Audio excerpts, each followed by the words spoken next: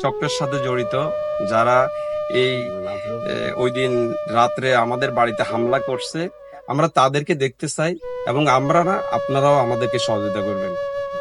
সে আক্রমণের শিকার আমি নিজেও, আমার ভাই, আমাকে যত মারধর করা হয় এবং আমার ভাইকে নিঃস্বভাবে হত্যার পরিকল্পনায় তারা আমাদের বাড়িতে আসে।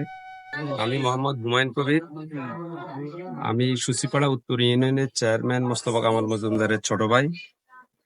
5 তারিখের আন্দোলনের দিন রাত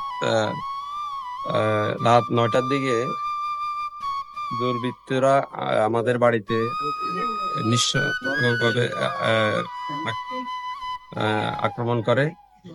সে আক্রমণের শিকার আমি নিজেও, আমার ভাই, আমাকে যত মারধর করা হয় এবং আমার ভাইকে নিঃস্বভাবে হত্যার পরিকল্পনায় তারা আমাদের বাড়িতে আসে।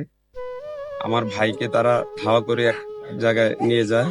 পরের দিন সকালবেলা আমার ভাইয়ের লাশ আমরা পাই বাড়ির পাশে।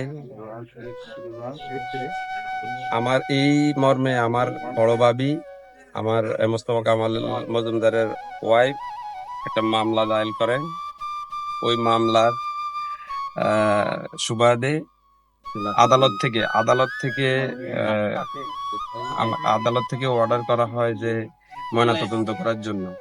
আমরা আদালতকে সম্মান করে, আদালতের সম্মান রক্ষার্থে আমরা ময়নাতদন্তের জন্য অনুমতি দিই। আমরা চাই আমার ভাইয়ের সত্যিকারী যারা আমার ভাইয়ের এই অপরাধের সাথে জড়িত তারা সবাই সামনে আসুক, আর সত্যটা সবাই জানুক, এলাকার সবাই, এবং আপনারা সবাই জানেন আমাদের যারা এই অপরাধের সাথে জড়িত না, যারা নিরপরাধী, আমরা চাই না তাদের কোনো হয়রানি হোক, তারা কোনোভাবে সমস্যা পড়ুক। আমরা চাই শুধুমাত্র যারা এই চক্রের সাথে জড়িত, যারা ওই দিন রাত্রে আমাদের বাড়িতে হামলা করছে, আমরা তাদেরকে দেখতে চাই এবং আমরা না, আপনারাও আমাদেরকে সহযোগিতা করবেন।